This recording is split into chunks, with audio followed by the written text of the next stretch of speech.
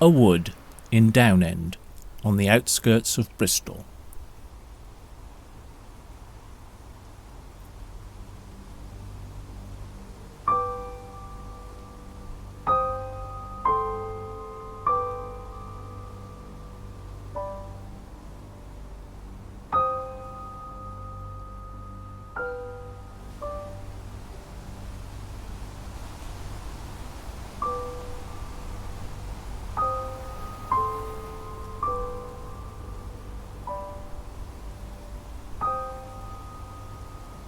Peaceful now, but in November 1957, 15 men died here.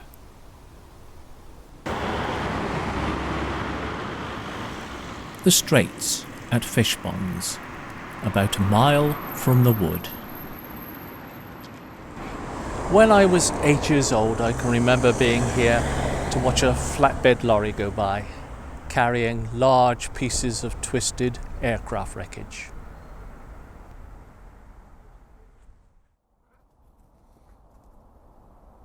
The Bristol Britannia, a jet prop airliner, built here at Filton in the 1950s by the Bristol Aeroplane Company. The enormous and now empty Brabazon hangar was where it all happened. This was the assembly line for the Britannia.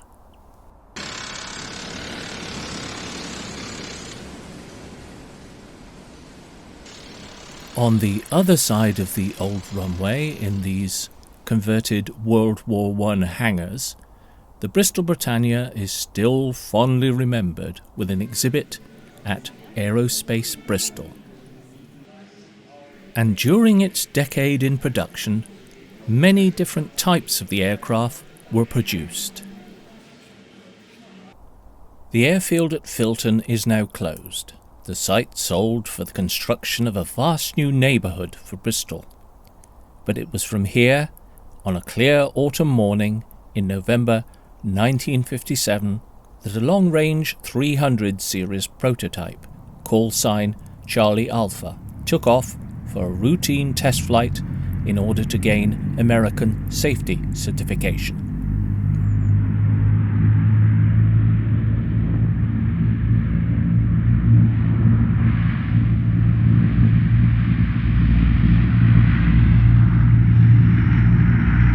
At the controls, senior test pilot Hugh Statham, a man with over 6,000 hours flying experience, and a crew of 14 engineers and technicians.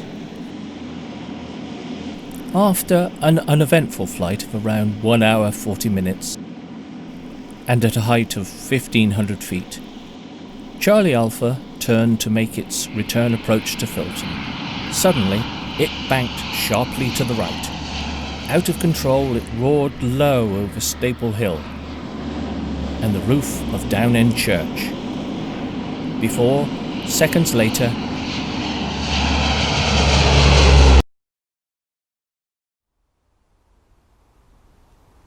the starboard wing touched the trees and Charlie Alpha cartwheeled into the wood. The aircraft disintegrating and its fuel exploding in a huge fireball. All 15 on board died instantly. The force of the impact and explosion threw wreckage down into the back gardens of nearby houses in Ovendale Road. Despite all this carnage, no one on the ground suffered any serious injuries. A newsreel film from 1957, with a commentary to match, tells the story. The Bristol Britannia, the whispering giant, one of Britain's great hopes in the struggle for the airline markets of the world.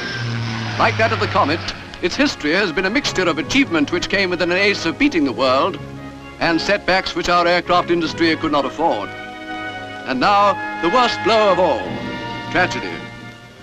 This wreckage, scattered over a housing estate near Bristol, is all that remains of a prototype long-range Britannia 300.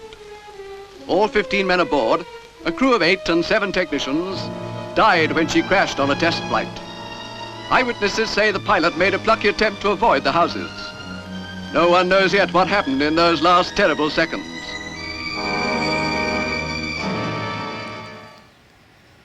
Charlie Alpha was not fitted with a black box, and all the other test equipment on board was destroyed by the violent impact and fire.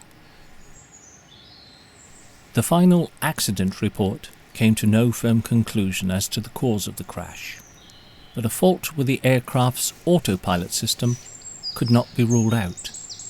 An electrical fault was thought to have sent Charlie Alpha into a sudden, low-altitude right turn, from which it was impossible for its experienced crew to recover. Despite this being disputed by the autopilot's manufacturers, modifications to the system were made, and the Bristol Britannia went on to have an excellent safety record.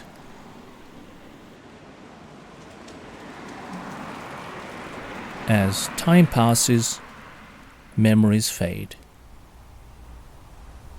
New housing developments surround the wood. Nothing much to show what happened here 63 years ago. In 2007, to mark the 50th anniversary of the crash of Charlie Alpha, Hugh Statham's widow, Beryl, unveiled this simple memorial.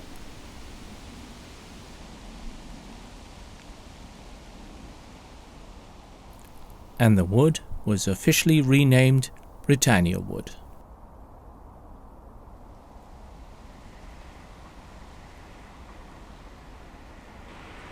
On the other side of Ovendale Road, fixed to the wall of the Downend folk house, a simple plaque records the names of the 15 men who tragically died just a short distance away. At 11:57 a.m. on Wednesday, November the 6th, 1957.